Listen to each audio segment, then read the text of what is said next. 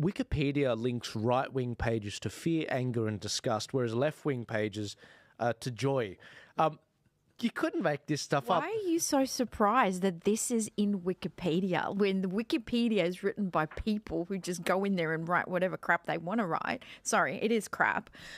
Yes, the left is all touchy-feely. We've got to get in touch with our emotions. There's nothing to do with thought processes or lateral thinking, or it's all emotion.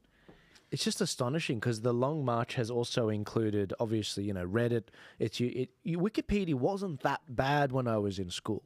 Like, it was actually all right as a starting point. Oh my God, Joel, you're almost showing your age. Yeah, well, at the No, time, I'm joking.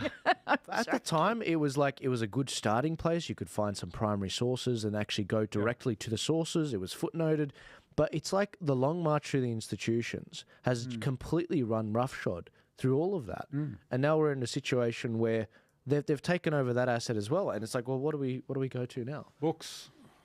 Ladies and gentlemen, read books. Yeah. I remember when Dr. McCullough was out here and he told the story about there was something on his page that was completely and utterly false, he said. So he got one of his friends who was a scholar to go and edit it and correct it and put the references in, sort of thing. He said they did it on a public holiday, right? He said they did it like it was at midnight at night just to see how long. He said that within an hour it had been changed back. That's right. So you've got all these bots looking at any change. So they want to make sure that their ideal of history and records are the same, and they write it from a true leftist perspective. So what hope do kids have when they're doing an assignment in primary school or high school and they look up some sort of a topic, right? The first thing that comes up always is Wikipedia. Yeah, history is being written by the victors, I guess. That's the idea of it, Stephen. I mean, I hear you and I agree with you. Although, here's the thing. When I went through uni in the late 90s and when you guys went through uni, did your studies, I think I can speak for all of us, all the resources we had were basically given to us by the teacher or in the university library. There were really... If you wanted to get alternative points of view, you really had to go digging around, and who had the time and money to do that? Today, it's a totally different kettle of fish. If you've got some crazy feminist teacher or some crazy critical theory teacher telling you stuff that you just know is not right, you don't have to just rely on the university library. You can go to the internet and look up an interview with Jordan Peterson or look up an interview with a top scholar and get an alternative point of view, find out about other sources and actually get to really understand the topic from a diversity of opinion. So although, a lot of the internet has been corrupted, in a way, it has freed up information and freed up the ability for people to get alternative points of view in a way that I did not have back even in the late 90s. So I think in many ways it's a real game changer.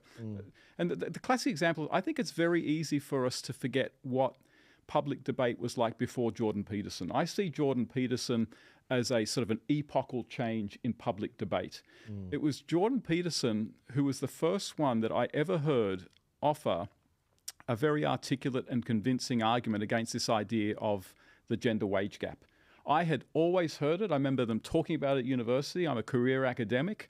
I remember Macquarie University academics talking about the gender wage gap, and I just assumed, oh, okay, there's some gender wage gap. I never thought that much about it. And pretty much most people never thought much about it until Jordan Peterson came along and said, no, it's nonsense, and this is why. And he just changed everything.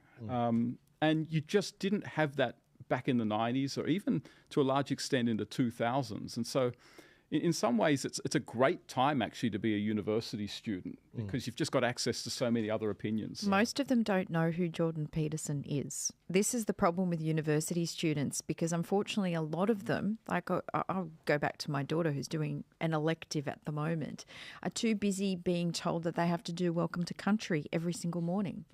Or apologizing for their whiteness. Yeah. Did you see that story? Shocking. It's absolutely ludicrous. And it's funny because my daughter doesn't do this kind of stuff. And I can't even tell you the first day that she did this elective, the message I got, but there was a lot of F-bombs being thrown in capital letters down the whole message. Wasn't impressed. Not at all. Can I just say a huge shout out to the ABC. Obviously, the taxpayer funds them $1 billion a year, isn't that right, Craig? There's a billion for them, and then plus. over $1 billion, and then another $1 billion for SBS, which is another. Shout out to the ABC for obviously live streaming this. We're clearly using the stream, but it's fair use in my opinion. It's off their YouTube. But it looks like Anthony Albanese will be addressing people after this. We'll make sure we keep an eye on that so everyone can. It seems see unusual that he hasn't got off the plane this yet. That seems it's been quite a few minutes. You reckon? Yeah, look, I thought. I mean, like it's an international flight. I figured. Yeah, maybe that. How many people are on there? What's today? It's not like it's a jumbo jet and everyone's ready to get their luggage. Yeah, I don't know. Look, I saw biosecurity people going in. Maybe they're trying to say, like, breathe, Epstein, breathe. Like. Oh, God. Couldn't help myself. Clinton-proof vest may not have succeeded. He didn't get the message, I don't think. Anyway, guys, thanks you guys for sharing this. The stream's growing as a result of your shares. Continue to share it out there, get it out there. We're going to keep an eye on this. I don't want to miss it, and I know you guys don't want either. I'm going to keep going with some of these stories, and while we keep an eye on this particular screen, Stephen.